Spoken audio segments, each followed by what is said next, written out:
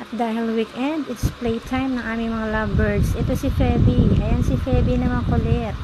Oh, gustong-gusto niya nakapatong sa mga shoulder namin o kaya sa ulo. Ayan, paggalagala sa katawan namin. So, ayan kay Bunso. Oh. Naglambiti na sa katawan ni Bunso. Ayan, pumunta sa legs niya. Ito naman si Negro. Ayan si Negro. Medyo disabled yan. Ayan naman si Feby. Lumipat sa kabilang katawan ni Bunso. Ayan na, pumunta sa shoulder niya. Gusto makipag-kiss. Oh, nakikipag-kiss yan eh. Oh. Tingnan mo. Ayan, gusto niya ng kiss. Oops.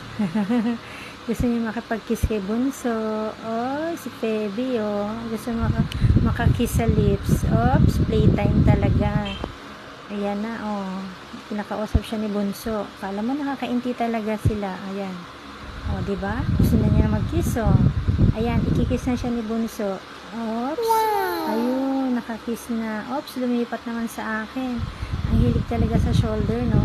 Ayan, pumunta naman sa balikat ko. Nako, mukhang gustong halikan yung tenga ko. Ayan na, malapit na siya. Ayan na si Feby. Makulit talaga to si Feby, malikot.